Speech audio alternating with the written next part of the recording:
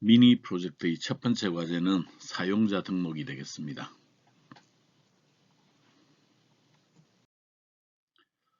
광수 생각에서는 죽었니 살았니라고 물어보고 있네요. 살아있다면 숨만 붙어 있다면 절대 포기하지 말자. 그리고 지금은 이기고 있는 도중이다. 그런 표현하고 있네요. 우리 모든 일에 있어서 속단은 이릅니다. 우리는 언제나 도중 속에 살고 있죠. 나는 야구를 좋아하는 편인데 야구에는 이런 게 있죠. 야구는 9회 말 투아웃부터다. 자, 우리가 끝날 때까지 끝난 게 아닙니다. 9회 말 투아웃에서도 야구는 충분히 역전이 될 수 있죠. 사람의 인생도 마찬가지입니다. 사람이 젊었을 때 잘한다고 해서 영원히 잘한다는 보장은 없죠.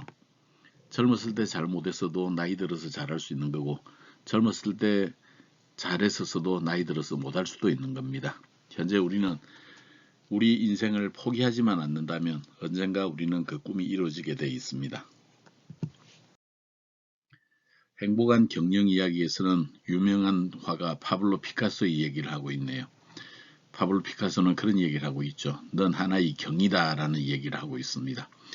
인류 역사상 가장 창조성이 뛰어난 예술가로 인정받고 있는 파블로 피카소의 독창성은 다른 남과 다른 자신만의 진정한 가치를 인식하는 데서 비롯됐다고 그러죠. 다른 사람들과 비교하지 말고 자신만의 존귀한 가치를 찾아보자. 넌 하나의 경이다를 나에게로 바꾸면 난 하나의 경이다. 난 독특한 아이다. 이 세상 어디에도 나와 똑같은 아이는 없다. 그러죠. 우리는 다른 사람과 비교하지 말고 스스로 진정한 가치를 찾아봤으면 좋겠습니다. 이번 시간을 성공적으로 이수만 우리 학생들은 다음 사항을 설명할 수 있고 구현할 수가 있습니다. 먼저 로그인이 뭔지를 좀 알 수가 있겠네요. 그리고 로그인에 앞서 회원가입이 뭔지도 같이 좀 알아보도록 하겠습니다. 그리고 회원가입을 하는 데 있어서는 밸리데이션 컨트롤이 이제 적용이 되는데, 이 밸리데이션 컨트롤은 이미 우리가 한번 구경을 해본 적이 있죠. 밸리데이션 컨트롤을 실제 응용에서는 어떻게 사용하는지 우리가 이 예제를 통해서 살펴볼 수가 있습니다. 그리고 구현 예제로서는 사용자 등록, 즉 우리 회원가입에 해당되는 내용을 직접 프로그램으로 구현을 해보도록 하겠습니다. 먼저 사용자 관리에 대해서 한번 알아보기로 하죠. 멤버 관리, 회원 관리, 사용자 관리가 같은 용어인데 이 사용자 관리를 해주게 되면 서버 관리 측면에서는 얼마나 많은 사용자들이 사용하고 있는지, 어떤 사람들이 사용하고 있는지를 알 수가 있죠. 사용자 측면에서 보면 처음 등록하는 과정은 번거롭고 귀찮지만 일단 등록해 두게 되면 같은 정보를 재입력할 필요가 없습니다. 전자상거래에서는 결제를 위한 금융정보까지도 기록을 해둘 수가 있죠. 인정, 로그인이라고 하는 것은 기본적으로 이와 같은 모습으로 생각해 볼 수 있겠습니다. 우리 웹에서 클라이언트라고 하는 것은 사실은 웹 브라우저라고 그랬죠. 그 다음에 웹에서 서버 역할은 웹 서버, 현재 우리가 사용하고 있는 것은 IIS라고 하는 이 웹 서버를 사용을 하고 있습니다. 클라이언트, 웹 브라우저에서 서버에게 페이지를 요구하게 되죠. IIS에게 페이지를 요구를 하게 됩니다. 근데 어떤 특정 웹페이지들은 인정을 받은 사용자인지 아닌지를 확인을 합니다. 그래서 인정을 받은 사용자라면 곧바로 그 웹페이지를 클라이언트, 즉 웹브라우저에게 전송을 해주게 되는데, 만약에 인정받은 사용자인지 아닌지 확인이 안 됐다 그러면 로그인 페이지로 이동을 하게 되는 거죠. 로그인 페이지에서 사전에 등록한 회원인지를 확인하고 그 결과 인정을 받은 사용자라면 웹페이지를 보여줄 수 있게 합니다. 만약에 인정을 받지 않았다 그러면 우리가 이 페이지를 볼 수가 없는 거죠. 그래서 어떤 특정한 웹페이지는 인정 과정을 필요로 합니다. 그러면 특정한 웹페이지가 인정 과정이 필요하다는 얘기는 웹페이지에 인정이 필요 없는 웹페이지도 존재하겠네요. 물론 있습니다. 인정이 필요 없는 웹페이지, 인정이 필요한 웹페이지, 이렇게 구분을 해줄 수가 있습니다. 그리고 우리 인정이 필요한 웹페이지에 접근을 하기 위해서는 로그인을 경유해서 처리를 하게 됩니다. 다시 한번 회원가입 로그인보다 더 웹페이지가 중요하다는 걸 강조하기 위해서 다시 한번 얘기를 하자면, 우리 학생들은 2학년 때 프로젝트 작업을 할 때 회원가입 로그인을 구축한다고 너무 많은 시간을 사용하지 마시기 바랍니다. 이 웹페이지를 구축하는 게 어떤 면에서는 더 중요한 내용들입니다. 인증이 필요하지 않은 것들은 사실은 로그인이 없더라도 우리 그냥 요구하면 그 결과를 반환해 주면 됩니다. 상당히 많은 부분들이 인증이 필요 없이 진행이 됩니다. 우리 내가 수업 시간에 채택한 예제가 인증을 이용하는 그런 예제를 하다 보니 우리 학생들이 로그인 회원가입을 너무 중시하는 경향이 있는데, 로그인 회원가입은 로그인 회원가입보다 더 중요한 게 우리가 기능을 담고 있는 웹페이지다라는 것을 꼭 기억을 해두기 바랍니다. 자, 이번에는 우리 프로젝트에 활용한 데이터베이스의 ERD를 살펴보겠습니다. 우리 미니 프로젝트 설계에서 이 데이터베이스는 이미 구축을 해둔 바가 있습니다. 지금 멤버스 테이블과 BBS 테이블이 존재를 하게 되겠고, 거기에서 멤버스의 유저 아이디와 BBS 테이블의 오스 필드가 1대 무한대의 관계를 1대 다의 관계를 구축을 하고 있죠. 그리고 기본 키와 연결되어 있는 멤버스 테이블을 기본 키 테이블이라고 부르고, 여기에 무한대와 연결되어 있는 오스와 연결되어 있는 BBS 테이블을 우리는 외래키 테이블이라고 얘기를 합니다. 이런 관계를 설정하게 되면 이 관계는 기본적으로 외래키 제약 조건,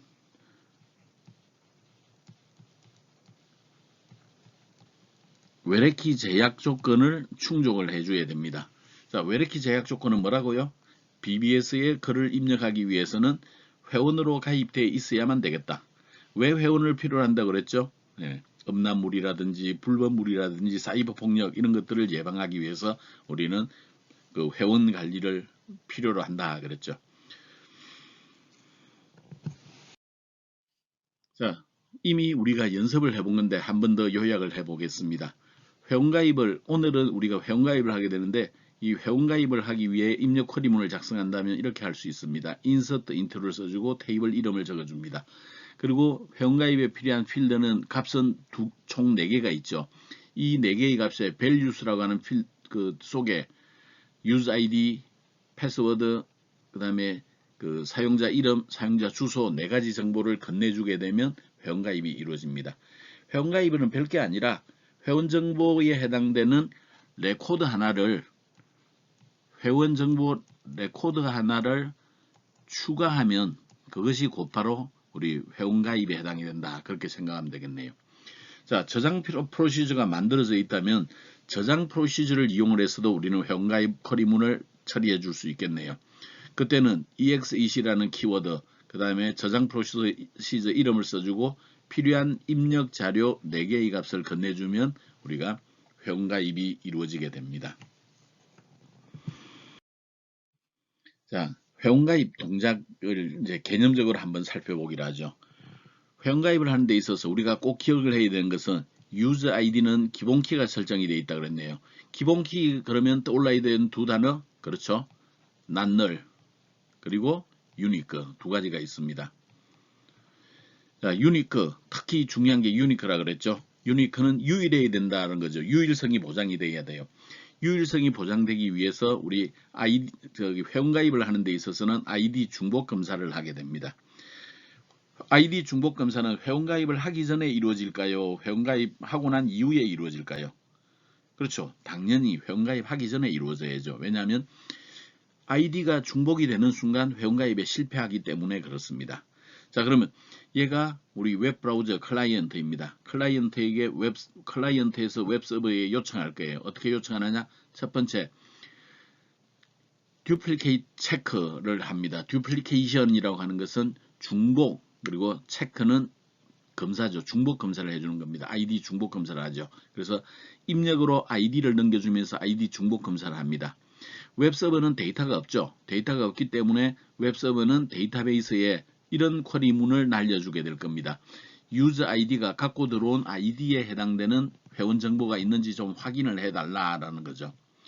그런 다음에 그 결과를 확인합니다. 우리가 select 구문을 쓰게 되면 기본적으로 데이터를 가져온 방법은 SQL 데이터 리드에 담아오거나 아니면 데이터셋에 담아오게 되는데 이런 경우에는 값이 없거나 아니면 딱 한 개밖에 없죠. 이런 경우에는 SQL 데이터 리더에 담아오는 게 유리합니다. SQL 데이터 리더를 가져와서 그 자료를 읽어봅니다. 제대로 하자면 myreader.reader 괄호 열고 닫고 이런 식으로 구성이 되어 있겠죠. 그 값을 확인해보고 만약에 이미 우리 입력하려고 하는 그 회원가입하려고 하는 아이디에 해당되는 게 이미 존재한다면 어떻게 돼요? 사용 불가죠. 사용할 수가 없는 거죠. 그러지 않다면 현재 우리가 레코드를 확인해 봤더니 레코드가 존재하지 않더라? 그러면 사용 가능한 상태가 되겠습니다. 그래서 그 결과를 일단 클라이언트에게 넘겨주게 되죠. 자, 클라이언트는 그 정보를 받았습니다. 그리고 아이디 중복 검사를 통과했다고 생각을 하기로 하죠. 자, 아이디 중복 검사를 통과하고 나면 두 번째 이제는 리퀘스트를 통해서 레지스트를 등록을 요청합니다. 그리고 필요한 사용자 정보를 건네주겠죠. 자, 지금 현재 우리는 그 멤버스 테이블에 레코드가 총 4개가 들어있네요. 그러면 사용자 정보가 몇 개가 넘어가야 돼요? 그렇죠. 4개가 넘어가 줘야 됩니다. 4개의 정보를 가지고 레지스터를 요청을 하게 되면 웹서버는 데이터베이스 서버에게 그 자료를 요청할 겁니다. 뭘 요청을 해요? insert into 쿼리문을 통해서 멤버스 테이블에 그 해당 정보 4개를 입력해 달라라고 요청합니다. 그러면 레코드 하나가 추가가 됐겠죠. 레코드 하나가 추가가 되면 우리는 회원가입이 끝났습니다. 자, insert into 쿼리문을 실행하면 결과가 날아온다, 안 날아온다? 날아오지 않죠. 그래서 입력을 하는 걸로 끝납니다. 그러면 제대로 동작이 됐는지 안 됐는지는 어떻게 확인을 하느냐? 그렇죠. 우리는 그 로그인을 해보고 로그인에 성공하면 입력이 됐다 그렇게 볼 수 있겠죠. 지금 현재는 우리가 임시 페이지를 하나 만들어서 회원 목록 페이지를 하나 만들어서 그 회원 목록 페이지에 그 방금 입력한 정보를 확인할 수 있도록 만들어 두겠습니다. 다음은 입력간 확인 컨트롤, 밸리데이션 컨트롤에 대해서 알아보도록 하겠습니다. 밸리데이션 컨트롤은 이미 우리가 이전에 한번 경험을 한 바가 있죠. 우리 디버깅 앤 익셉션에서 얘네들 한번 사용을 해본 적이 있습니다. 밸리데이션 컨트롤이라고 하는 것은 사용자가 입력한 값이 우리가 유효한 값인지 아닌지를 확인해 주는 용도로 사용되는 컨트롤을 밸리데이션 컨트롤이라고 이야기를 합니다. 밸리데이션 컨트롤이 존재하기 이전에는 스크립트를 이용을 해서 예를 들어서 자바스크립트 같은 걸 이용을 해서 입력값을 검사를 했습니다. 근데 밸리데이션 컨트롤이 존재함으로 인해서 입력값 검사를 할 필요가 없어졌죠. 밸리데이션 컨트롤은 여기 보는 것처럼 required field validate, range validate, regular expression validate, compare validate, custom validate, 그 validation summary 이런 따위들이 있습니다. 자, required field validator. 이것은 다음 페이지에서 볼까요? 자, required field validator. require라고 하는 것은 필요하다 이런 거죠. field 영역입니다. 필요한 영역을 검증해 주는 겁니다. 사용자가 어떤 특정한 필드에 입력한 값이 있는지 없는지를 확인하는 거죠. 그래서 필요한 곳에 입력을 하지 않았다면 우리가 검증을 해주는 그런 게 되겠습니다. range validate, range는 범위 그런 뜻이죠. 범위를 검증해 주는 겁니다. 일반적으로 그 값을 줄 때 값의 범위를 우리가 그 특정 범위 내에 있는지 아닌지를 검사해 주는 것을 range validate라고 부릅니다. compare validator, compare 비교하다 그런 뜻이죠. 그래서 사용자가 입력한 값이 다른 컨트롤에 있는 값과 비교를 해주는 겁니다. 얘는 언제 쓰면 될까요? 우리 회원가입할 때 비밀번호 확인이 있죠. 그 비밀번호 확인할 때 compare validator를 사용해주면 좋습니다. 다음 regular expression validator가 있는데 regular 정규적인 expression 표현식이에요. 그래서 정규 표현식 형태로 우리가 그 식을 구성을 해놓고 그 식과 일치하는지 아닌지를 확인해 주는 방법이 regular expression validator입니다. 그래서 이 regular expression은 우리가 패턴을 정의해 주는 방법을 알아야 돼요. 그래서 패턴을 정의해 주는 방법은 우리 조금 이따 살펴보기로 하죠. custom validator 얘네들은 개발자가 값이 유효한지를 논리로 만들어서 검사해 주는 건데 보통 쟤네들은 별로 쓰지를 않습니다. validation summary, validation 검증자의 summary, 요약 그런 뜻이네요. 우리 위쪽에 있는 validation들이 컨트롤들이 여러 개가 동시에 사용이 될 수 있는데 오류가 튀어나오는 위치가 이곳 저곳이면 상당히 좀 불편해요. 그래서 밸리데이션 서머리는 위쪽에 존재하는 검증자들의 에러가 발생하면 그 에러를 종합적으로 표현해주는 컨트롤, 그런 것을 우리 밸리데이션 서머리라고 얘기를 합니다.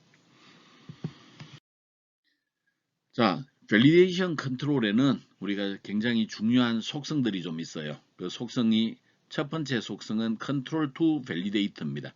자, 밸리데이션 컨트롤은 뭘 하는 거라고요? 입력한 값이 우리가 유효한지 아닌지를 확인해 주는 컨트롤이라고 그랬죠. 자, 우리 웹페이지에서 입력값을 받아들이는 대표적인 컨트롤이 뭐죠? 그렇습니다. 텍스트 박스죠.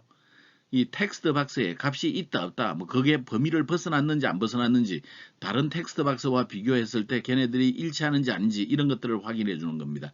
그래서 컨트롤 투 밸리데이터라고 하는 것은 해당되는 밸리데이션 컨트롤이 1번 텍스트 박스를 검증할 건지 2번 텍스트 박스를 검증할 건지, 이런 것들을 지정해 주는 겁니다. 그래서 일반적으로 텍스트 박스 이름을 입력해 주면 되겠네요.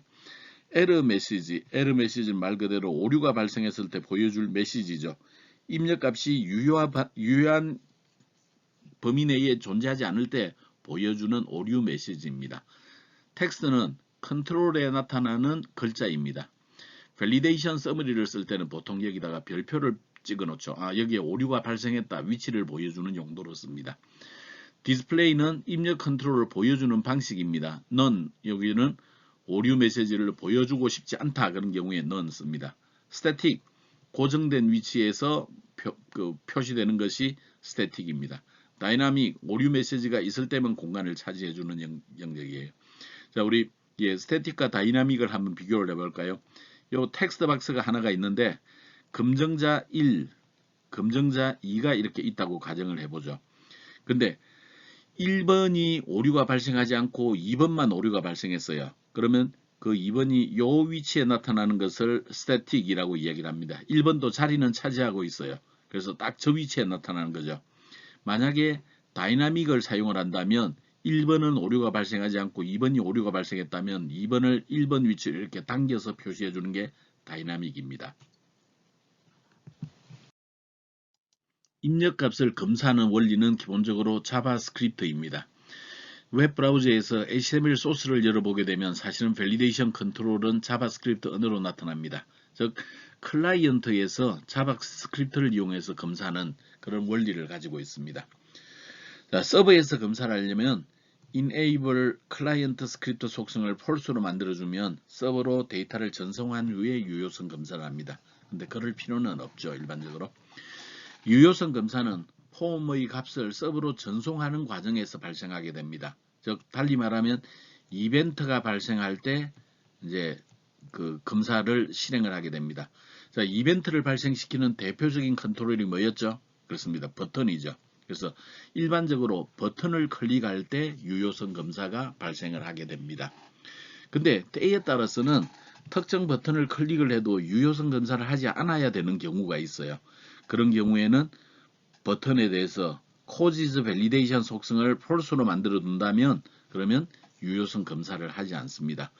일반적으로 ID 중복 검사의 경우에는 유효성 검사를 하지 않는 게 좋습니다. 또 다른 곳으로는 아직은 우리가 배우지는 않았지만 마스터 페이지를 이용하는 경우 마스터 페이지에 있는 버튼들은 일반적으로 유효성 검사를 하지 말아야 됩니다. 그래서 이런 경우에는 우리가 causes validation 속성을 false로 만들어 둘 필요가 있습니다.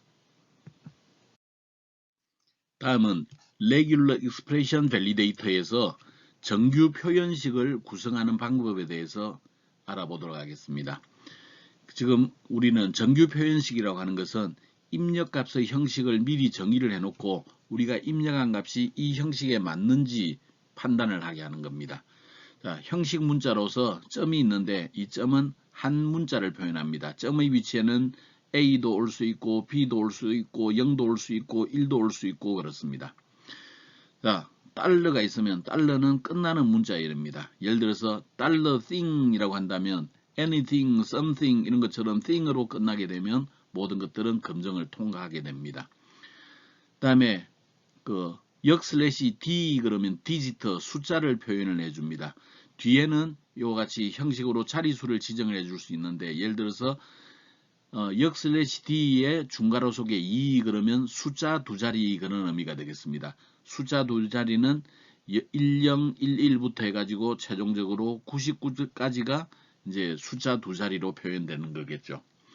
다음 역/W 그러면 W는 워드에서 나온 겁니다. 여기는 디지터, 여기는 워드에서 나온 겁니다. 그래서 워드 글자를 나타내 주게 되는데 여기에 뒤쪽에 마찬가지로 그 자리수를 지정을 할 수가 있습니다. 그래서 예를 들어서 역/W 중괄호 속에 2 그러면 A1, A2, A3, 뭐 AA, 뭐 GG 이런 따위들의 글자들이 해당이 되겠습니다. 곱하기가 들어있으면 없거나 하나 이상 반복하는 거. 잘 안 쓰니까 그냥 이 정도만 이야기하죠. 더하기는 하나 이상 반복하는 거. 이 정도 이야기하겠습니다. 물음표는 없거나 반복하는 겁니다. 예를 들어서 H 다음에 물음표가 있으면 H가 있거나 없거나 둘 중에 하나가 되겠네요. 그래서 L로도 통과되고 헬로도 통과되고 이런 형태가 되겠습니다. 예를 들어서 그리고 그 문자 형식 문자를 정의해주는 그런 표현식이 있는데 중괄호 속에 예를 들어서 A 형태가 되어 있고 이 A는 숫자가 되는데 이것은 그 앞의 문자가 A번 반복한다 그런 뜻입니다. 그리고 그 중괄호 속에 A, 해놓으면 이 경우에는 A번 이상 반복하는 것들이 모두 해당이 됩니다. 그 다음에 중괄호 속에 A, B라고 넣으면 A번 이상 B번 이하 반복하는 겁니다. A 짝대기 B 해놓으면 A or B, A 또는 B가 해당이 되겠습니다. 끝세송에 A, B, C라고 해놓으면 A, B, C 셋 중에 하나에 해당이 되겠네요. 그 다음에 끝세 가로를 해놓고 A, B, C 해놓으면 요게 갈매기를 표시해놓고 A, B, C 해놓으면 이 세 가지를 제외한 나머지 모든 것들이 해당이 되겠습니다. 그리고 꺽쇠 가로 속에 A 빼기 Z라고 해놓으면 A부터 Z까지 문자 중 하나에 해당이 되겠습니다. 이런 식으로 정규 표현식을 정의를 해주게 됩니다. 그래서 예를 든다면 내가 우리 우편번호를 한다면 우편번호는 현재 우리가 5자리의 숫자로 구성이 되어 있죠. 그래서 우편번호 값을 입력을 했는데 역/D 괄호 속에 5 해놓으면 D를 5자리로 지정이 됐는지 확인합니다. 그래서 한 자리로 넣거나 6자리로 넣게 되면 정규 표현식에 위배됐다 그렇게 이야기를 하겠죠. 만약에 주민등록번호가 있다면 주민등록번호는 기본적으로 그 개인정보보호법에 의해서 수집이 불가능하다 그랬죠. 만약에 수집이 가능하다면 예를 들어서 역/D 6자리에다가 빼기 넣어두고 역/D 7자리 이렇게 해놓는다면 연월 1에 해당되는 거 그리고 뒤쪽 주민등록번호 7자리 뒤쪽 7자리 이렇게 형식이 맞는지를 확인할 수 있습니다. 완벽하게 체크하지는 못하지만 우리는 그래도 자릿수로 웬만큼 체크는 할 수가 있죠. 만약에 이동전화번호를 지정을 한다면 01 그리고 숫자 하나 빼기 숫자 4개 빼기 숫자 4개 이렇게 지정을 하면 되겠네요. 근데 정규 표현식은 일반적으로 우리가 만들어서 쓰기보다는 사실은 이미 속성 속에 얘네들이 만들어 놓은 것들이 있습니다. 걔네들을 불러 쓰는 경우가 많이 있습니다. 그래서 예를 들어서 내가 Regular Expression Validator를 쓴다고 가정하죠. 내가 이메일 주소를 수집한다고 가정을 하겠습니다. 그리고 여기에 정규 표현식에 해당되는 검증자를 넣었어요. 그런 경우에 여기에 Validation Expression 중에서 속성에서 오른쪽에 있는 점 3개 버튼을 누르게 되면 정규식 편집기가 나옵니다. 그 중에서 여러 가지 형태가 있는데 거기에 필요한 것들을 딱 내가 선택을 하면 예를 들어서 인터넷 전자메일 주소 그러면 이렇게 유효성 검사를 하는 정규 표현식을 알아서 만들어 주게 됩니다. 그래서 우리가 제대로 된 그 이메일 주소가 맞는지 아닌지를 검증을 해줄 수가 있어요. 보통은 정규 표현식은 이렇게 미리 만들어 놓은 것들을 우리가 채택해서 쓰는 거지 내가 이렇게 만들어서 쓰는 일은 거의 없습니다. 그래서 요게 정규식 편집기를 통해서 선택을 할 수 있는 수준만 된다면 정규 표현식은 충분하리라고 봅니다. 근데 밸리데이션 컨트롤을 사용을 하게 되면 jQuery 매핑 오류라고 하는 게 발생합니다. 이 jQuery 매핑 오류를 회피하기 위해서는 웹.config에 이만큼 내용을 추가를 해주면 됩니다. 지금 현재 파워포인트에 들어있는 이 값은 복사를 할 수 있도록 되어 있는데 저기에 있는 내용을 우리 web.config 내부에 system.web과 동급으로 여기에 복사를 해서 넣어주면 될 것입니다. 그러면 얘는 무엇을 뜻하느냐? 비간섭 유효성 검사를 none으로 지정을 해주는 겁니다. 원래 이 값은 웹폼으로 설정하게 되면 HTML5 후기 바인딩된 자바스크립트를 이용을 하는 겁니다. 그런데 비간섭 유효성 검사를 none으로 지정한다는 것은 유효성 검사기 컨트롤, 즉 밸리데이션 컨트롤이 클라이언트 사이드 자바스크립트 검사 논리에 방해가 되지 않도록 지정을 하는 겁니다. 달리 말하면 .NET 프레임워크 4.5 이전의 동작을 사용하도록 해주는 거죠. 이렇게 함으로써 우리는 jQuery 매핑 오류를 가장 간단하게 피해갈 수가 있는 것입니다. 자, 이제 직접 작업에 들어가 보도록 하죠. 먼저 솔루션을 만들어 보겠습니다. 솔루션은 D 드라이버의 특정 폴더에 0숫자를 이용하여 폴더를 만듭니다. 일반적으로 my 웹사이트라고 해놓고 밑줄을 붙여주고 여러분 이름 이니셜을 붙여주기 바랍니다. 그리고 여기에 web.config 파일을 기존에 사용하던 web.config 파일을 하나를 복사를 하기로 하죠. 그리고 비주얼 스튜디오를 이용해서 그 비주얼 스튜디오를 구동시키고 파일 열기 웹사이트를 한 다음에 해당 폴더를 선택을 해주면 되겠습니다. 지금 나는 my 웹사이트 KHR이라고 하는 폴더에 web.config를 구성해 놓은 모습입니다. 자, 다음은 dbman 클래스를 처음 도입을 하게 되는데 이 dbman 클래스를 한번 알아보도록 하겠습니다. dbman 클래스는 기본적으로 웹폼과 dbms 사이의 중간에서 데이터베이스 작업을 도와주는 메서드들을 종합해 놓은 클래스입니다. 여기에는 데이터베이스 연결, 실행 객체, 커맨드 객체나 어댑트 객체가 있겠죠. 결과 없는 쿼리 문실행, 결과 반환 쿼리 문실행, 데이터셋 형식으로 담아오는 그 결과를 담아오는 쿼리문 이런 것들을 실행할 수 있는 것들을 모아놓은 그런 클래스입니다. 우리 웹폼과 데이터베이스 사이에는 굉장히 많은 작업이 왔다 갔다 해줘야 됩니다. 근데 모든 웹폼마다 데이터베이스와 관련되어 있는 설정을 해준다면 만약에 데이터베이스 정보가 변경이 됐을 때 모든 페이지를 찾아다니면서 그 연결 정보들을 바꿔줘야 되는 문제가 생깁니다.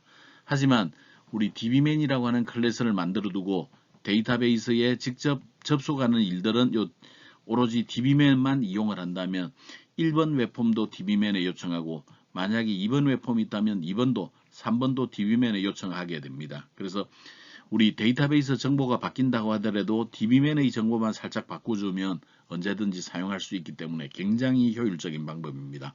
그래서 dbman 클래스를 우리가 도입해서 사용하기로 하죠. dbman 클래스의 경우에는 객체를 생성하지 않고도 사용할 수 있도록 정적 메서드로 구현을 하겠습니다.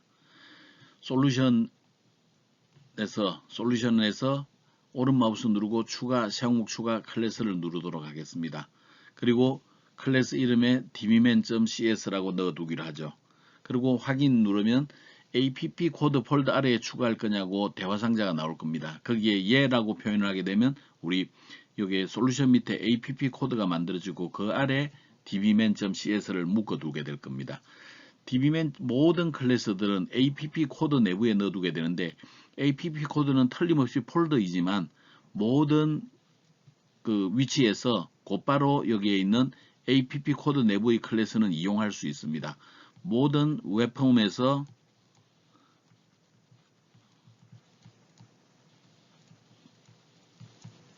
사용 가능한 클래스로 만들어집니다. 그래서 우리 클래스들은 app 코드 내에 쫙 모아두게 되면 관리하기가 훨씬 더 편리해지니까 app 코드 안쪽에다가 모든 클래스들을 정리해 두도록 하겠습니다. 자, dbman 클래스 이제 작업에 들어가죠. 여기에 기본적으로 있던 네 가지의 그 네임스페이스 추가하는 것 외에 우리는 데이터베이스 관련된 작업을 쓰기 때문에 using system.data, using system.data.sql 클라이언트를 추가하겠습니다. 5번 줄, 얘는 무엇 때문에 추가하는 거죠? 기억나요? 그렇죠. 데이터셋을 사용하기 위해서 얘를 이제 추가를 했죠. 자, SQL 클라이언트는 왜 추가를 했죠? 네, 맞습니다. 4개의 클래스를 사용하기 위한 거죠. 커넥션, 커맨드, 데이터 리더, 데이터 어댑터 요런 4개의 클래스를 사용하기 위해서 using system.data.sql 클라이언트를 추가를 한 거죠. 그리고 우리가 잘 알고 있는 여기 오타가 있군요. 데이터베이스 관련돼 있는 정보를 정의를 합니다. 지금 현재는 로컬 내 컴퓨터에 저장이 되어 있는 걸 쓰도록 하겠고 유저 아이디는 나는 프로그램으로 했네요. 여러분들은 여러분의 이름 이니셜로 되어 있겠죠. 그 다음에 비밀번호 지정을 했고 이니셜 카탈로그 사용할 데이터베이스 이름은 마이웹사이트 KHR 내 이름 이니셜로 되어 있죠. 여러분들은 여러분 이름 이니셜로 되어 있을 겁니다. 만약에 여러분들이 사용하는 SQL 서버가 SQL 익스프레스 에디션이라면 로컬 뒤에 이렇게 SQL 익스프레스를 붙여주면 되겠죠. 이 데이터 소스에 여러분들이 그 데이터베이스 서버 이름을 사용하는 경우에는 괄호를 사용하지 않습니다. IP 주소를 사용할 때도 괄호를 사용하지 않습니다. 로컬을 쓸 때만 괄호, 로컬, 괄호 닫고 이렇게 사용한다는 걸 알아두기 바랍니다. 그리고 우리가 그 my connection은 지금 현재 스태틱으로 우리가 선언을 해두었네요. 자, 이제 데이터베이스를 연결해주는 내용입니다. 자, 스태틱 정적인 메소드로 만들었다 그랬죠. 오픈이라고 하는 메소드입니다. 결과는 SQL 커넥션 형태로 리턴을 하게 되죠. 자, 데이터 소스를 이용해서 커넥션 객체를 만들어주고 myConnection.open 하면 됩니다. 그리고 myConnection을 리턴을 해주면 되겠네요. 자, 데이터베이스 닫기. 우리는 그 데이터베이스는 비연결형 아키텍처라 그랬죠. 그래서 필요할 때 연결하고 필요 없으면 연결을 끊어줘야 됩니다. 클로즈 메서드는 연결을 끊어주는 거죠. 마찬가지로 스태틱 정적인 메서드로 만들어 두었습니다. 해야 될 일은 myConnection.close 메서드 실행해주면 되겠습니다. 자, 다음은 execute non-query 메서드를 만들도록 하죠. execute non-query는 입력으로 쿼리문을 가지고 와서 커맨드 객체를 만들어주고 커맨드 객체를 만들기 위해서는 쿼리문과 커넥션 객체가 필요하죠. 근데 오픈 메서드를 실행하면 리턴이 되는 자료가 SQL 커넥션이죠. 그래서 우리는 이와 같이 오픈 메서드를 실행하고 그 결과를 이름도 짓지 않고 사용하는 방법을 썼습니다. 이런 경우를 우리는 익명 객체라고 이야기를 합니다. 이름을 붙이지 않은 상태에서 그냥 만들어서 쓰고 마는 거죠. 사실은 우리 오픈 메서드 실행하면 커넥션 객체가 만들어지고 이 오픈 괄호 열고 닫기 위치에 커넥션 객체를 넣어줘야 될 겁니다. 근데 그러지 않고 바로 리턴된 결과를 이용하면 저와 같이 사용할 수도 있습니다. 그 다음에 커맨드 객체에 execute non-query를 실행하면 되겠네요. 자, execute non-query를 실행하는 것은 결과가 없는 것들이죠. 결과가 없는 쿼리문으로는 insert, update, delete 이런 세 가지의 DML 쿼리문을 실행을 하는 거죠. 작업이 끝나면 close 메서드 실행을 해서 데이터베이스 연결 끊어주면 되겠습니다. 결과 없는 쿼리문을 실행하는데 저장 프로시저를 이용하는 방법입니다. 자, 우리 execute non-query 이름은 똑같지만 괄호 속에 있는 인수가 달라지면 전혀 다른 형태로 사용할 수 있죠. 이런 것들을 우리가 메서드 오버로딩이라고 불렀습니다. 이때는 입력으로 커맨드 객체를 가져왔네요. 자, 커맨드 객체를 가져오면 곧바로 실행하면 되죠. myCommand.execute non-query 실행하면 되겠습니다. 그리고 이제 작업이 끝나기 때문에 클로즈를 통해서 데이터베이스를 닫아주기만 하면 끝나겠네요. 다음은 이제 그 select 쿼리문, 이제 결과를 반환해주는 쿼리문입니다. 자, 쿼리문을 가져와서 커맨드 객체 만들고 SQL 데이터 리더로 반환해주는 것. 요것 또한 스태틱 정적인 메서드로 만들어졌네요. 커맨드 객체를 만듭니다. 커맨드 객체 만들기 위해서는 쿼리문과 커넥션 객체가 SQL 커넥션 객체가 필요하죠. SQL 커넥션 객체는 오픈 메서드를 실행하면 곧바로 날아오는 것을 익명 객체 상태로 그대로 이용을 했습니다. 그 다음에 myCommand.execute read 하면 그 결과가 SQL 데이터 리더 형태로 날아오겠죠. 그리고 이 결과를 곧바로 리턴을 해주게 되면 여기에 SQL 데이터 리더형으로 리턴이 될 것입니다. 자, 그 데이터셋 객체를 반환해주는 쿼리문도 미리 만들어 두기로 하죠. 스태틱으로 하고 반환형은 데이터셋입니다. 원래 데이터 어댑터 객체에 필 메서드 쓰는 거라 걔네들을 묶어서 데이터 어댑터 필이라고 하는 메서드를 사용을 했습니다. 그리고 쿼리문이 필요하죠. 그리고 실제로 이 테이블은 그 데이터셋 내부에 들어가는 데이터 테이블의 이름들을 지정할 때 사용하는 건데 요 테이블은 없어도 되지만 그 값을 넣어주는 형태로 우리가 만들었습니다. 자, 이때 이제 결과를 받을 데이터셋을 이제 만들어줘야 되겠네요. 이때 데이터셋 만들 때 테이블 이름을 넘겨주면 요 각각 데이터 테이블의 이름을 지정을 해줄 수가 있습니다. 그리고 SQL 데이터 어댑터 객체를 만들었네요. 이때 쿼리문과 커넥션 객체가 필요하죠. 그 다음에 myAdapter.fill 해주면 됩니다. 이때 데이터셋 이름과 우리가 값을 집어넣어줄 데이터 테이블 이름을 이제 지정을 해주면 되겠습니다. 그 다음에 이제 끝났기 때문에 myAdapter 객체 없애주고 그 다음에 클로즈를 통해서 커넥션을 없애주면 되겠습니다. 그 다음에 return myDS를 통해서 결과를 리턴해주면 되겠네요. 자, 이제 우리 그 MVC 패턴이라고 하는 것을 잠깐 좀 이해를 해볼까 합니다. 좀 여러분들에게는 약간 어려운 얘기가 될 수도 있는데 이 MVC 패턴은 2학년 2학기 때 우리가 자세히 배우게 될 부분입니다. JSP는 기본적으로 자바를 사용을 하는데 요 그 JSP가 우리나라에서는 가장 널리 사용이 되는 웹 프로그래밍 언어입니다. 얘네들은 기본적으로 그 자바 우리 그 C샵에서는 UI와 C샵 코드가 분리가 되는 코드 비하인드 개념이 실행이 된다고 그랬죠. 근데 자바에서는 코드 비하인드가 없습니다. 그러다 보니까 그 이 UI를 지정하기 위한 HTML 코드들과 원래 그 자바 작업을 처리하기 위한 것들이 막 짬뽕이 되어 있는 상황입니다. 근데 우리 .NET에서는 코드 비하인드로 되어 있어서 UI를 지정해주는 파일과 이제 C# 코드가 완벽하게 구분이 되어 있습니다. 그래서 사실은 MVC 패턴까지는 필요하진 않지만 MVC 패턴에서 사용하던 DO 클래스, DAO 클래스를 채택을 하게 되면 상당히 도움이 됩니다. 원래는 이제 MVC 패턴 웹 브라우저가 요청할 때 컨트롤러 페이지에 요청하게 되는데 컨트롤러는 주로 JSP로 구성이 되어 있습니다. 그러면 컨트롤러는 모델에게 요구를 하게 되는데 모델은 데이터베이스와 관계되는 작업들은 이 모델들이 다 처리를 하게 됩니다. 그러면 요청을 하게 되면 모델은 그 결과를 그 컨트롤러에 넘겨주게 돼 있죠. 그러면 컨트롤러는 그 결과들을 다시 뷰에 넘겨주고 뷰는 최종적으로 응답을 웹 브라우저에 줌으로써 우리가 좀 더 효과적으로 그 할 수 있는 것들을 이야기합니다. 그런 것들을 우리 디자인 패턴이라고 부릅니다. 이런 형태.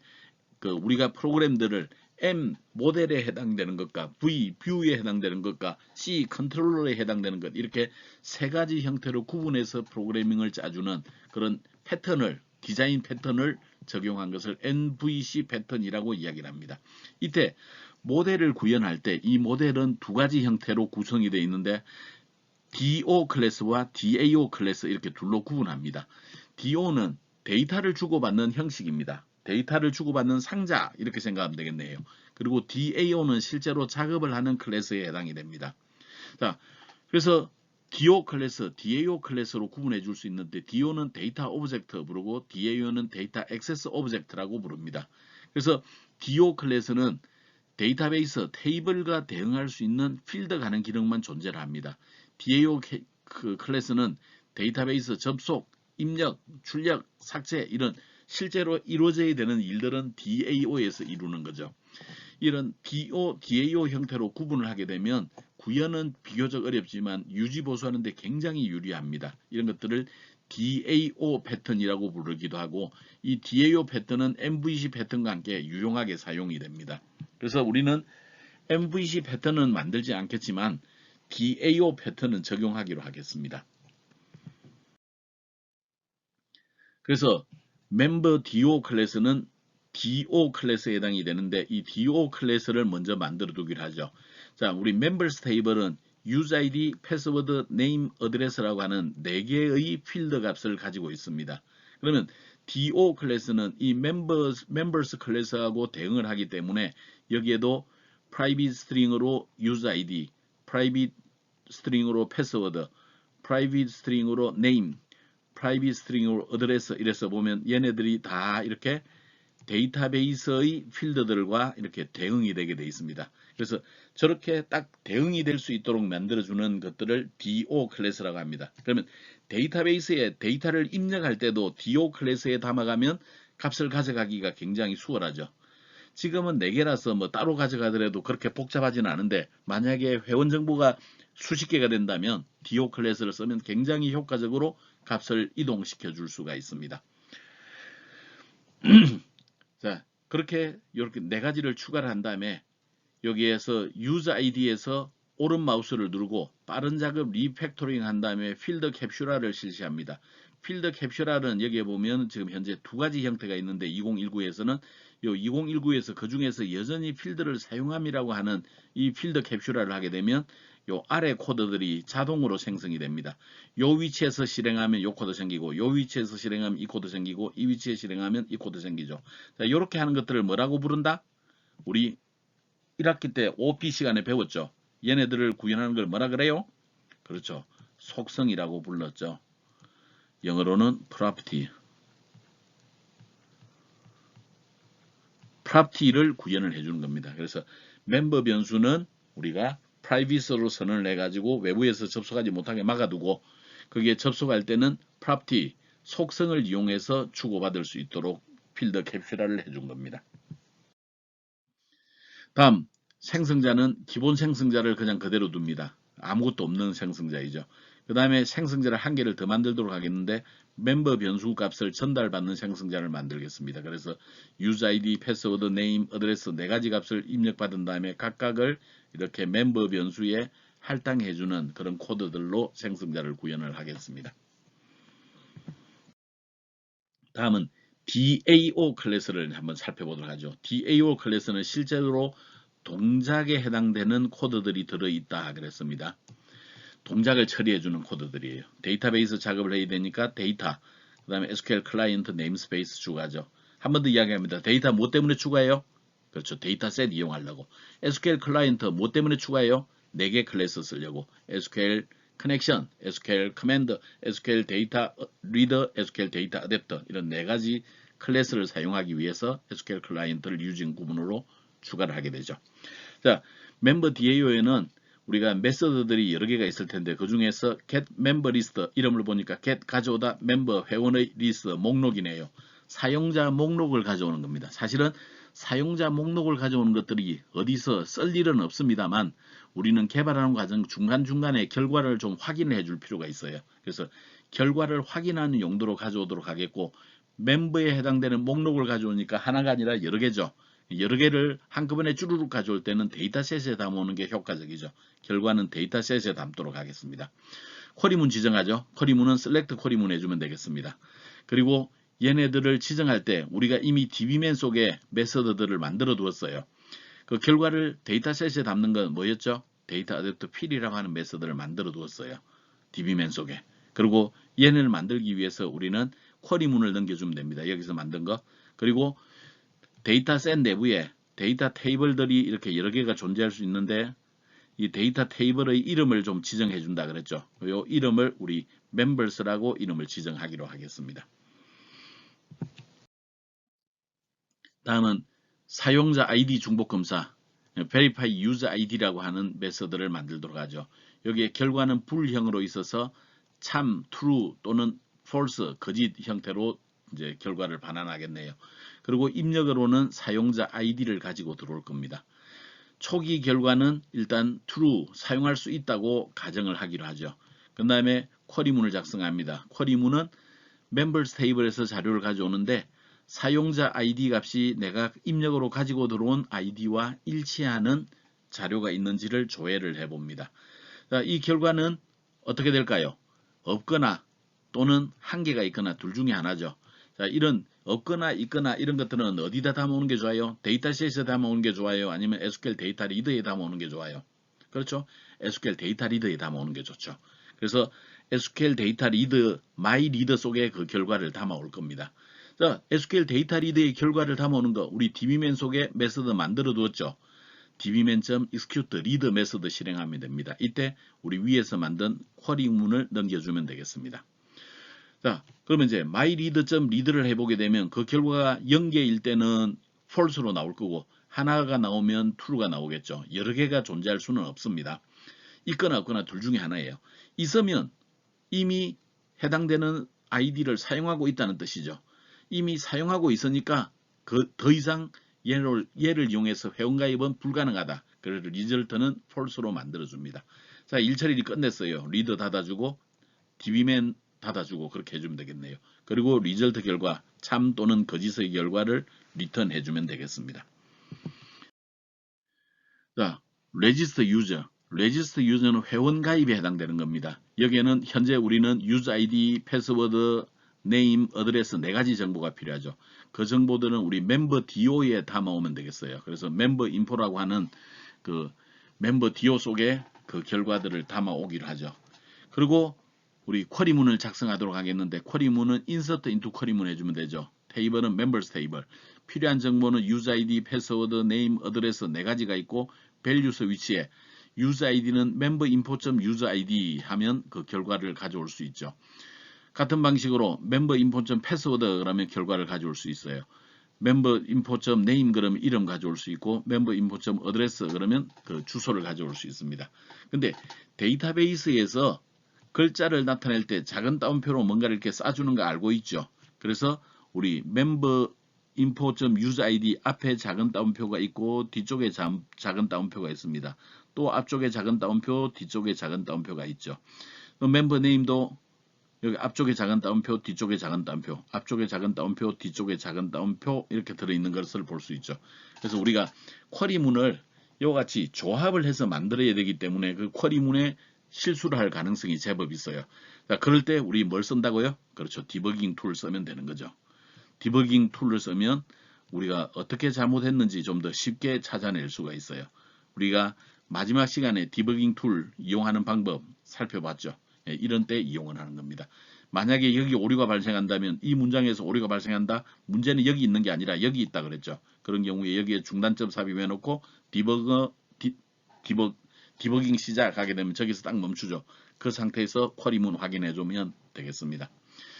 그 다음에 추가적으로 필요한 회원 로그인 그 다음에 이런 것들은 아이디 찾기 이런 것들은 우리가 후속으로 이제 차근차근 여기에 그 멤버 DAO에 추가를 하도록 하겠습니다. 오늘은 우리가 회원 가입에 필요한 정보만 딱 만들도록 하겠습니다.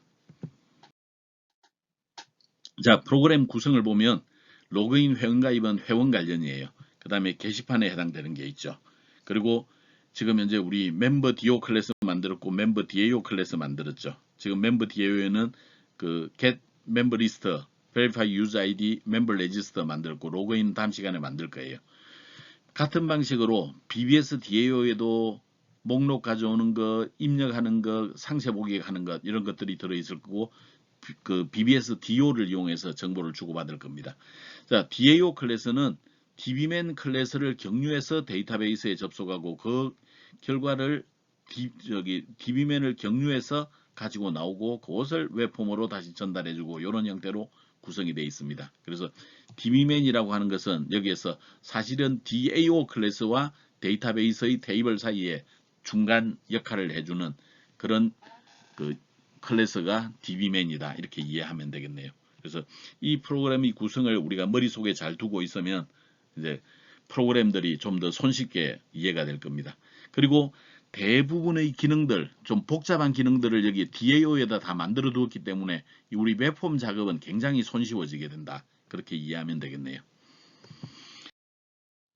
이어서 사용자 목록을 확인하는 userlist.aspx 페이지를 추가를 하도록 하겠습니다. 우리 솔루션 탐색기에서 프로젝트 이름 그리고 오른 마우스 누르고 추가 새 항목 추가한 다음에 웹폼을 추가를 하면 되겠죠.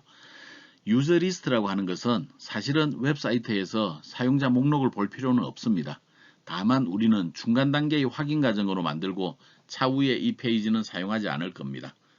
자, 유저 리스트는 여기에 글자를 직접 입력하고 그냥 그리드뷰 하나를 추가를 하면 되겠네요.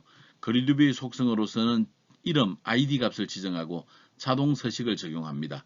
자동 서식 여기 화살표 누르는 거 알죠? 자동 서식은 여러분들이 임의로 결정을 해주기 바랍니다. 여러분들이 마음에 드는 걸로 결정을 해주면 되겠어요. 다음은 userlist.aspx.cs 이제 코드들입니다. 유저리스트는 일반적으로 페이지 로드 내부에서 모든 일들이 다 이루어지게 될 거예요. 그래서 딱 페이지가 뜨는 순간 화면에 사용자 목록이 쭈루룩 나타나야 되겠죠. 그래서 그 작업을 하기 위해서 우리는 member DAO 클래스를 이용해서 MDAO를 만들도록 하죠. 그리고 new member DAO 생성자를 호출합니다. 그 다음에 그리드뷰의 데이터 소스로서 mdao.getMemberList를 실행하도록 하죠. 자, mdao에 들어있는 member DAO에 들어있는 getMemberList는 리턴형이 뭐로 되어 있었죠? 그렇습니다. 데이터셋이죠. 데이터셋이니까 그 리턴되어 있는 결과를 곧바로 그리드뷰의 데이터 소스로 지정할 수가 있어요. 그 다음에 그리드뷰의 데이터 바인더 메서드를 실행하면 데이터셋에 있는 정보들이 쭈루룩 그리드뷰에 표시가 되겠어요. 근데 우리 그리드뷰에 그 뭐 자세한 내용들 그 컬럼즈 정의하지 않았죠. 아마도 그리드뷰에 오토 제너레이트 컬럼즈가 true가 되어 있음으로 인해서 데이터셋에 맞추어서 그리드가 자동으로 생성이 될 겁니다.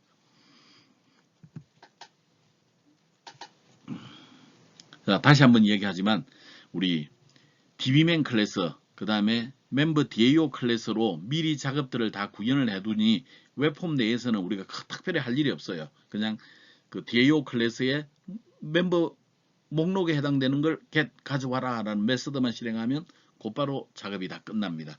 웹폼의 코드가 아주 간단해지는 것을 확인할 수가 있죠. 그래서 실제 실행을 하게 되면 현재 우리가 들어있는 이런 자료들을 확인할 수가 있을 것입니다. 자, 이거 너무 지금 중구난방으로 지금 복잡해요. 그래서 우리 데이터베이스 내용을 쫙 정리를 하겠습니다. 그래서 데이터베이스 내부에서 delete from BB에서 모든 자료 다 삭제를 해버리도록 하죠. 그리고 delete from members 테이블에 있는 모든 자료 속으로 다 삭제를 해버리겠습니다. 왜 BBS를 먼저 하느냐? 외래키 제약 조건 때문에 그렇습니다. BBS 테이블을 먼저 지우지 않으면 members 테이블에서 지워지지 않죠. 그 외래키 제약 조건 위배라는 오류가 뜰 겁니다. 그런 다음에 select를 통해서 members 보면 아무것도 없습니다. 이제 우리 회원가입을 통해서 직접 여기에 회원들을 만들어 보도록 하겠습니다. 자, 이제 사용자 등록을 한번 처리해 보기로 하죠. 이제 사용자 등록이라고 하는 것은 사용자로부터 정보를 입력받아서 데이터베이스에 레코드 하나를 저장해 주는 그런 레코드 하나를 이제 저장해 주는 과정이 회원가입 사용자 등록이 되겠습니다. 그래서 솔루션 탐색기에서 새 항목 추가한 웹폼 그리고 memberregister.aspx 페이지를 추가하기로 하죠. 폼을 디자인을 해보도록 하겠습니다. 지금 이 테이블을 구성을 해줬고 그 다음에 이런 것들은 그냥 글자를 입력하기로 하죠. 이런 것들도 글자를 입력을 하겠습니다. 그리고 여기에 텍스트 박스가 들어있네요. 셋, 넷, 다섯 개의 텍스트 박스가 들어있습니다. 그리고 여기는 버튼이 하나 들어있네요. 그리고 여기에 버튼 3개가 들어있습니다. 여기에 레이블이 하나 들어있고 여기에 그런 내용들이 쭉 들어있네요. 그래서 각각에 대해서 텍스트 박스 여기는 아이디만 지정합니다. 여기는 텍스트 모드 지정하고 요 영역도 텍스트 모드 지정하고 여기도 텍스트 모드 여기도 텍스트 모드를 지정했네요. 아이디 중복 검사는 아이디 지정했고 코지즈 밸리데이션을 폴스로 함으로써 아이디 중복 검사는 앞에 있는 내용들을 다 채우지 않고도 버튼이 눌려질 수 있게 하겠습니다. 그 다음에 회원가입 버튼은 기본적으로 버튼 레지스터 회원가입이라고 넣어두었고 취소 버튼은 버튼 캔슬이라고 넣어두었고 이것 또한 코지즈 밸리데이션을 폴스로 해서 유효성 검사가 없이도 취소가 눌러지게 했네요. 로그인 페이지로 이동하는 얘도 버튼 로그인인데 코지즈 밸리데이션 속성을 폴스로 만들므로 인해서 위에 있는 값을 채우지 않고도 로그인 페이지로 이동할 수 있게 했습니다. 만약에 코지즈 밸리데이션을 폴스로 만들지 않으면 위에 있는 항목들을 채워주지 않는 한 로그인 페이지로 이동하지 못하는 문제가 생기겠죠. 그리고 여기 아래쪽에 있는 레이블 리절트의 경우에는 정보 전달을 하기 위한 겁니다. 텍스트 속성 비워놓고 포 컬러 속성을 빨간색으로 넣어두면 되겠네요. 이어서 밸리데이션 컨트롤에 해당되는 속성들을 살펴보도록 하죠. 먼저 첫 번째 들어있는 이 밸리데이터는 텍스트 박스 1을 검증을 해주는 그런 내용이 되겠습니다. 그리고 얘네들은 required field validate로 구성을 하도록 하겠고 control to validate를 txt id로 하겠습니다. 오류가 발생하면 사용자 id를 입력해 주세요 라고 처리해 주도록 하겠고 forward color를 빨간색으로 함으로써 이렇게 빨간색으로 표시되도록 하겠습니다. 텍스트는 별표를 찍어 놓도록 하죠. 자, 여기 두 번째 있는 밸리데이션 컨트롤은 Required Field Validator 2번입니다. 얘는 Control to Validator가 텍스트 패스워드 1이고 에러 메시지는 암호를 입력해 주세요. for color는 빨간색, 텍스트는 별표 이렇게 구현을 하겠습니다. 여기에 있는 것은 Compare Validator입니다. 이것은 무슨 컨트롤과 무슨 컨트롤이 같은지 확인을 해주는 거죠. 자, Control to Validate 속성에 여기에 1번을 처리를 하겠습니다. 그 다음에 Control to Validator를 2번으로 처리를 하겠습니다. 그래서 이 두 개의 값이 일치하는지를 확인을 해 주도록 하겠습니다. 그리고 오류 에러 메시지로는 암호가 일치하지 않습니다. for color 빨간색, 텍스트는 별표라고 찍어 두도록 하죠. 여기는 Required Field Validator, 여기도 Required Field Validator를 넣어두겠습니다. 그리고 아래쪽에 있는 것은 Validation Summary를 넣어두도록 하죠. 위쪽에 뭔가 오류가 발생했을 때 빨간색 그 별이 짱 뜨면서 실제 에러 메시지는 아래쪽에 있는 Validation Summary에 동시에 나타날 수 있도록 조치를 취해주는 것입니다. 그 만들어진 디자인 소스들입니다. 여러분들이 한번 확인을 해보도록 하죠. 확인하는 용도로 사용하고 이걸 입력하는 그런 룰을 범하지 말길 바랍니다.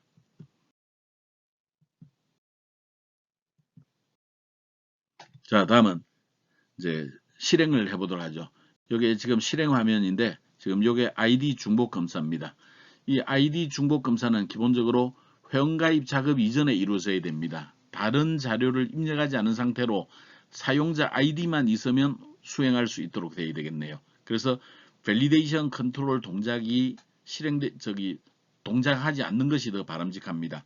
그래서 요 ID 중복 검사나 취소, 로그인 이런 버튼들은 코지즈 밸리데이션 속성을 false로 만들어 둠으로써 밸리데이션 컨트롤이 동작되지 않도록 해야 되겠습니다. 만약에 우리가 요 코지즈 밸리데이션을 false로 만들지 않으면 내가 ID 중복 검사를 딱 눌렀을 때 요렇게 오류들이 발생하는 것을 볼 수가 있을 겁니다. 근데 우리 밸리데이션 컨트롤을 false로 딱 만드는 순간 저런 오류들이 발생하지 않습니다. 얘네들이 화면에 나타나지 않을 거예요. 자, 레지스터 페이지 코드를 만들어 보도록 하죠. 일단 여기에서 우리는 데이터베이스와 관련되어 있는 모든 작업들은 DB맨이 담당을 하고 또는 DAO 클래스가 담당을 하고 있음으로 인해서 이런 구문들 필요가 없습니다. 자, 우선 ID 중복 검사를 했는지 안 했는지를 처리하기 위한 전역 변수를 선언하기로 하죠. 걔네들은 is ID duplication checked라고 하는 변수를 선언하겠습니다. 얘가 true면 ID 중복 검사를 통과했어요. ID를 사용할 수 있는 상태입니다. 만약에 이 값이 false면 ID 중복 검사를 통과하지 못했어요. ID를 사용하지 못하는 상태입니다. 자, 우리 멤버 DAO 클래스의 객체 생성을 먼저 하기로 하죠. 그래서 여기에 ID 중복 검사를 했다 아니다라는 걸 지정하기 위해서 우리 요 바깥쪽에 페이지 로드 앞쪽에 이렇게 is ID duplication checked를 false로 만들어 둡니다. 그리고 멤버 DAO를 이용해서 MDAO 객체를 만들어 두기로 하죠. 페이지 로드에 들어가면 실제 멤버 DAO 객체를 인스턴스를 만들어 줘야 됩니다. 그 다음에 버튼 ID duplication 클릭 여기에 ID 중복 검사를 눌렀을 때입니다. ID 중복 검사를 눌렀을 때는 일단 일시적으로 ID 값을 좀 텍스트 ID에 들어있는 값으로 읽어오기로 하죠. 글자 형태로 읽어드리겠습니다. 지금 현재 얘네들은 우리 밸리데이션 컨트롤이 동작을 하지 않도록 만들어 두었죠. 그래서 값이 없더라도 그냥 눌려집니다. ID 값이 없더라도. 근데 ID 중복 검사를 하는데 ID 값이 입력이 안 돼 있으면 어떻게 되죠? 그것은 도저히 동작이 될 수가 없습니다. 그래서 id.length를 따져가지고 그 값이 0보다 적거나 같은 상태가 된다면 그것은 id 중복 검사를 할 수가 없는 거죠. 최소한 한 잔은 있어야 되겠죠. 그래서 이때는 사용자 id를 입력하세요 라는 정보를 보여주고 id 쪽에다가 포커싱을 땡땅 두고 리턴을 시켜버립니다. 우리 방금 내가 설명한 내용을 이렇게 글자로 표시를 해 두었습니다. 자, 다음 ID 중복 검사에 따라서 이제 해야 되는 일들이 이제 달라지게 되겠네요. ID 중복 검사는 멤버 DAO 객체 mdao.verify use id라고 해주면 됩니다. 그리고 id 값을 넘겨주면 되겠죠. 이 결과는 참 또는 거짓으로 나오게 되어 있습니다. 그 결과를 is id duplication checked라고 하는 전역 변수에다가 저장을 하기로 하죠. 그리고 이 값이 true면 사용자 id를 이용할 수 있는 상태가 되겠네요. false인 경우에는 사용자 id를 이용할 수 없는 상태입니다. 그리고 사용자 id를 이용할 수 있을 때는 우리 커서 깜빡깜빡거리는 것을 패스워드 입력 위치로 옮겨주겠네요. 사용자 id를 이용할 수 없을 때는 새로운 사용자 id를 써야죠. 그래서 텍스트 id에 있는 값을 지워주고 그 다음에 커서가 id에서 깜빡깜빡거릴 수 있도록 해주면 되겠네요. 자, 이제 버튼 레지스터 클릭입니다. 버튼 레지스터 클릭에서는 우리가 밸리데이션 컨트롤이 동작하기 때문에 값이 있다 없다는 따질 필요가 없습니다. 하지만 id 중복 검사를 했는지 안 했는지는 확인을 해야죠. 그래서 전역 변수에 들어있는 값을 이용해서 id 중복 검사를 확인합니다. 만약에 id 중복 검사를 확인해 가지고 t면은 통과한 거예요. 그러면 앞에 not이 붙어 있으니까 그러면 false가 되겠네요. 그 경우에는 밖으로 빠져나갑니다. 근데 반면 만약에 id 중복 검사가 결과가 false가 됐다면 앞쪽에 이 not이 붙어 있음으로 인해 가지고 not과 f가 만나서 true로 바뀌게 됐죠. 전체 조건은 true로 바뀌게 되고 얘가 실행이 되겠습니다. 그래서 그 레이블 리절트에 id 중복 검사를 먼저 실행해 주세요. 그리고 리턴 처리함으로써 아래쪽 코드들이 동작되지 않게 하네요. 자, 아래쪽에 들어왔다면 이 영역에 들어왔으면 이미 이제 우리 id 중복 검사는 통과한 상태입니다. 그래서 우리 멤버 do 클래스에다가 이제 값을 입력을 하고 이제 객체에다가 전달하기로 하죠. 그리고 우리 그 밸리데이션 컨트롤이 동작하기 때문에 값이 없으면 벌써 오류를 체크를 했을 겁니다. 자, 지금 멤버 do 클래스 mdo를 만드는데 생성자를 호출합니다. 생성자 호출할 때 우리는 id, 비밀번호, 이름, 주소 4가지 정보를 전달해 주면 되겠죠. 그러면 각각 mdo의 멤버 변수에 할당이 되어 있을 것입니다. 그 다음에 mdao, dao 클래스의 register user를 실행하면 되겠네요. 이때 mdo를 전달하면 우리 4가지 값, use id, 비밀번호, 이름, 주소 4가지 값들이 전달이 되겠네요. 자, 이제 register 됐어요. 그러면 우리가 register user는 사실은 레코드 하나를 insert into를 통해서 추가하는 거라서 그 결과가 참 거짓 이런 것도 없습니다. 자, 회원가입이 완료되면 회원가입이 성공했는지 안 했는지 뭘 보면 알아요? 목록 페이지를 보면 알죠. 그래서 리스판스 리다이렉트로 유저 리스트 페이지로 이동할 수 있도록 하겠습니다. 나중에 우리가 로그인이 완성이 되고 나면 사실은 어디로 가야 되느냐? 로그인 페이지로 이동해야 됩니다. 자, 캔슬 버튼을 누르면 모든 자료를 삭제하는 역할을 합니다. 로그인 버튼을 누르면 로그인 페이지로 이동을 해야 되겠어요. 근데 아직 우리가 로그인 페이지를 만들지 않은 상태이기 때문에 주석을 처리해 두도록 하겠습니다. 자, 이제 실제로 실행을 해보기로 하죠. member regis.aspx 페이지를 시작 페이지로 설정하고 이제 실행을 하겠습니다. 그러면 여기에 이 페이지가 나오겠네요. 여기서 어드민 누르고 id 중복 검사를 누릅니다. id 중복 검사를 눌렀습니다. 그러면 이 사용자 아이디를 이용할 수 있습니다 라고 하는 게 뜰 겁니다. 여기에서 이 아이디를 이용할 수 있습니다는 1번 데이터베이스 접속이 성공했다 하는 것을 확실히 알 수가 있습니다. 그 다음에 두 번째 이걸 통해서 지금 그 아이디 중복 검사 통과됐다, 오케이다. 이 두 가지를 요 메시지를 가지고 우리는 확인할 수가 있습니다. 다음 비밀번호 입력하고 이름 입력하고 주소 입력한 다음에 회원가입을 누르도록 하죠. 회원가입을 딱 누르면 사용자 목록 페이지로 이동할 겁니다. 그리고 어드민 패스 홍길동 파주시라고 하는 주소까지가 딱 나온다면 이제 회원가입이 정상적으로 된 거죠. 자, 여기에서는 회원가입 성공을 확인할 수가 있습니다. 자, 근데 우리가 그 회원가입을 할 때 현재는 쿼리문을 이용해서 처리를 했습니다. 근데 우리 이미 저장 프로시저 만들어 두었죠. 회원가입 과정을 저장 프로시저를 이용해서 한번 만들어 보도록 하겠습니다. 그래서 기존에 했던 쿼리 문으로 했던 여기도 주석 처리하고 그 다음에 DB면에 execute non 쿼리 이 구문도 주석 처리를 하도록 하죠. 그 다음에 저장 프로시저를 이용해서 우리는 작업하는 과정을 알아보도록 하겠습니다. 여기서부터 저장 프로시저를 이용하는 과정입니다. 자, 커넥션 객체를 만들어야 되겠네요. dbman.open 메소드 실행하면 커넥션 객체가 만들어졌죠. 그 다음에 커맨드 객체를 만들겠습니다. 커맨드 객체를 만들 때는 쿼리문, 커넥션 객체가 필요하죠. 쿼리문 대신에 우리 저장 프로시저 이름을 입력을 해줘도 됩니다. 대신 저장 프로시저 이름을 입력할 때는 우리가 반드시 해줘야 되는 게 있다고 그랬네요. 커맨드에서 커맨드 타입을 지정을 해서 stored procedure, 커맨드 타입.stored procedure를 통해서 저장 프로시저임을 명확하게 해줘야 됩니다. 우리 저장 프로시저를 쓸 때 이 문장이 없으면 오류가 생깁니다. 쿼리문을 쓸 때는 저 문장이 없어도 아무런 문제가 안 돼요. 그때는 커맨드 타입.텍스트가 기본값으로 설정되어 있기 때문에 그렇습니다. 자, 그리고 이제 우리가 저장 프로시저를 실행을 해야 되는데 다시 옛날에 했던 거 한번 생각해 보죠. 우리 웹 서버가 있어요. 그 다음에 데이터베이스 서버가 있습니다. 두 컴퓨터는 동일한 컴퓨터다, 다른 컴퓨터다? 다른 컴퓨터다 그랬죠. 우리는 네트워크를 통해서 데이터베이스 서버에 접속을 해야 됩니다. 그러면 우리 메서드 호출하듯이 파라미터 괄호 속에 담아갈 수 있을까요? 안 돼요. 어떻게 해야 돼요? 상자에다가 여기에 넘겨줄 때 상자에다가 그 값들을 쫙 포장을 해서 넘겨줘야 됩니다.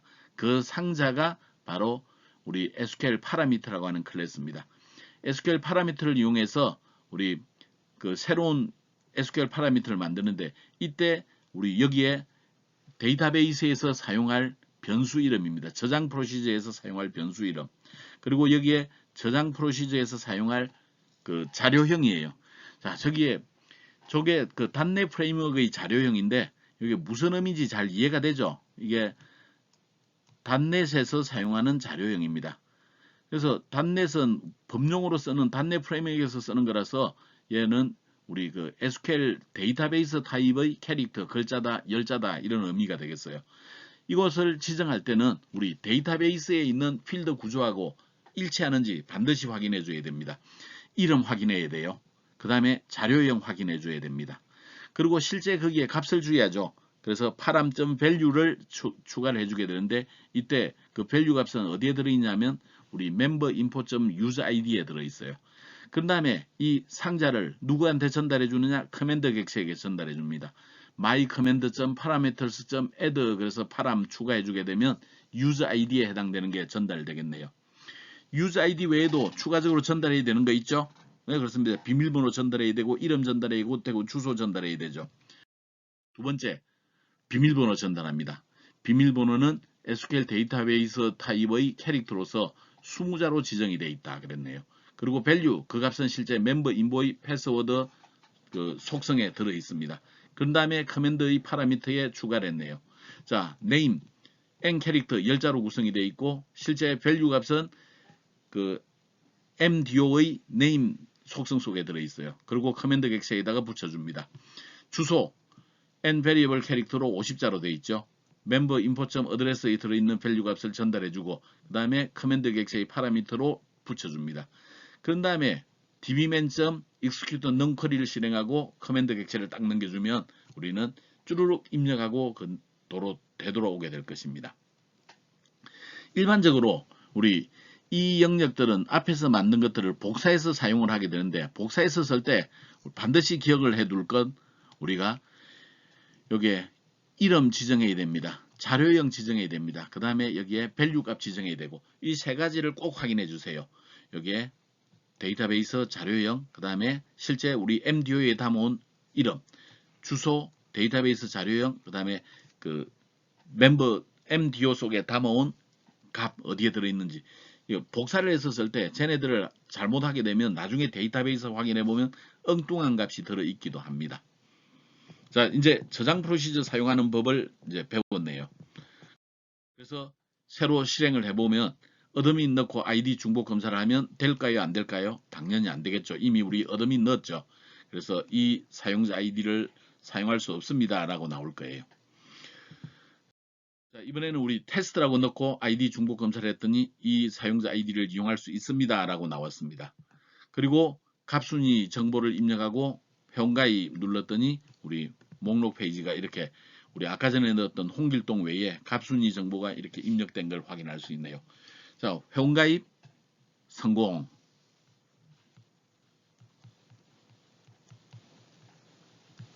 축하합니다. 여러분들은 이제 여러분들 웹사이트에 회원가입을 하는데 성공을 했습니다. 필드가 4개밖에 없지만 충분히 이제 잘 동작되는 그런 이제 프로그램입니다. 자, 여러분들은 도전과제로서 필드가 하나 추가가 돼야 되겠죠. 필드가 추가가 된다는 얘기는 여기에 뭔가가 자료가 하나 더 들어있어야 되니까 여기에 뭔가 별도의 텍스트 박스가 필요할 수도 있습니다. 근데 그게 꼭 텍스트 박스일 수는 없죠.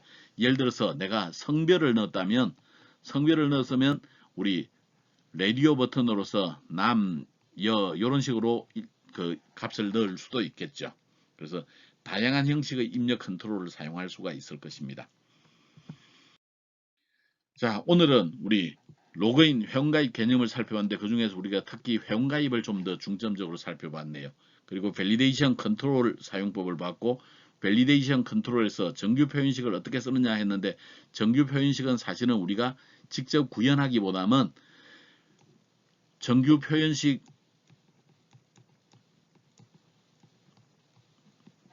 그 선택을 해줄 수 있으면 우리는 충분하다 그랬네요. 그리고 구현한 예제로서 사용자 등록을 만들어 보았습니다. 여러분들이 알아야 될 영어 단어네요. 모르는 영어 단어 깜지 잊지 말기 바랍니다.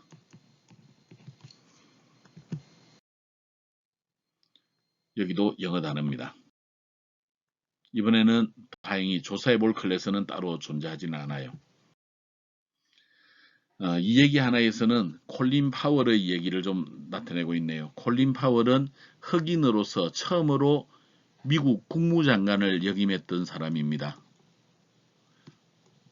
미국 국무장관이라고 하는 것은 우리나라식으로 따지자면 외교부 장관 정도가 되는 거죠. 이 사람이 이제 그 군 출신인데 그 미국에서 합참 의장도 지내고 국무장관도 지냈는데 흑인이면서 승승장구했었습니다. 그래서 이 사람은 이제 그 성공한 비결이 뭐냐? 이 사람은 말을 되게 잘했다고 합니다. 그냥 단순히 말을 잘한 게 아니라 우리 프리젠테이션을 엄청나게 잘했대요. 사실은 프리젠테이션을 잘한다고 하는 것들이 얼마만큼 중요한 것인지를 여기서 설명을 하고 있습니다. 파월이 소령으로 베트남전에 참전했을 때 대대장이었습니다. 이때 대대장일 때 군사령관 앞에서 전투 현황을 프리젠테이션을 하는데 이 소령이 사령관 스타 앞에서 프리젠테이션 한다는 것은 굉장히 영광스러운 일이죠. 하지만 거기에서 긴장되는 일입니다. 만약에 그 브리핑 잘못하면 바로 잘릴 수도 있는 거죠. 근데 기회이기도 합니다. 거기에서 멋지게 프레젠테이션을 한다면 이 사람이 그 이후에 좀 더 좋은 성과를 낼 수도 있는 거죠. 이 사람은 철저하게 준비하고 연습을 했습니다. 그리고 이 사람은 그게 차트 위에는 전투상을 표시해 주는 지도, 그 다음에 적의 포진상, 아군의 배치상, 그 다음에 후방부대 연락 방법 이런 것들을 그 표시를 해두었는데 복잡하지 않게 딱 표시를 해준 거죠. 그리고 편안하게 설명하면서 모든 것들을 자기 머릿속에 다 넣어두고 있었기 때문에 다른 참고 자료 없이 설명을 했다고 하죠. 그리고 프레젠테이션이 끝나자마자 군사령관이 사단장에 그런 얘기를 했답니다. 파월 소령은 어떤 사람인가 라고 물었다고 하죠. 그래서 무슨 뜻일까요? 쟤 대단해 그런 뜻이겠죠. 그리고 그 이후로 파월 소령은 승승장구하는 계기가 되었던 얘기입니다. 이만큼 프레젠테이션이 중요합니다. 여러분들이 그 1학년 때보다는 2학년 때 자꾸자꾸 우리들이 발표를 많이 시킬 텐데 그 발표에 대해서 너무 두려워하지 말기 바랍니다. 발표를 잘하는 것 이것도 자신의 능력 중 하나입니다. 자, 오늘은 우리 여기까지 하도록 하죠. 코로나 때문에 이번 주까지는 우리가 비대면 수업을 하고 있죠. 모르는 게 있으면 SNS를 통해서 질문을 해주기 바랍니다. 그리고 다음 주 우리가 대면 수업을 할 때는 우리 대면 수업에서 직접 여러분들 하나하나에게 내가 잘 모르는 부분은 개별 지도를 해주도록 하겠습니다. 조금 길었죠. 이번 주에는 만만치 않은 자료가 2개라서 여러분들이 좀 할 일이 많습니다. 그리고 그 이전에 비해서 응용 예제에 들어가니까 코딩해야 되는 양이 장난이 아니죠. 이전에는 그냥 깔짝깔짝 좀 장난 수준에서 코딩을 했다면 이제는 좀 코딩 양도 어느 정도 될 겁니다. 여러분들이 좀 열심히 따라와 주기를 기대합니다. 자, 이번 주에는 좀 만만치 않은 2가지 자료를 하도록 하겠습니다. 왜 이렇게 좀 무리하게 진도를 가고 있느냐? 우리가 가급적 내가 설명해야 되는 내용들을 앞쪽으로 당겨서 하고 마지막에 1~2주 정도는 시간이 1주가 남을지 2주가 남을지 모르겠습니다만 1~2주 정도에는 내가 여러분들을 개별적으로 지도해서 모든 학생이 우리 적어도 이런 정도의 프로젝트를 완성할 수 있도록 내가 지원해 주기 위함입니다. 우리가 수업을 15주, 16주에 딱 맞춰 가지고 진행을 하게 되면 내가 여러분들을 지원해 줄 시간이 그렇게 많지 않아요. 그래서 이런 것들 때문에 좀 기대를 갖고 여러분들을 좀 몰아붙이는 거니까 조금 내가 여러분들을 미워해서가 아니라 여러분들을 잔뜩 기대하면서 도와주기 위해서 하는 거다라고 이해를 하고 조금 자금량이 많지만 여러분들이 잘 따라와 주기를 바랍니다. 자, 여러분들 강의 듣느라고 고생 많았습니다. 열심히 한 여러분들에게 박수를 보냅니다.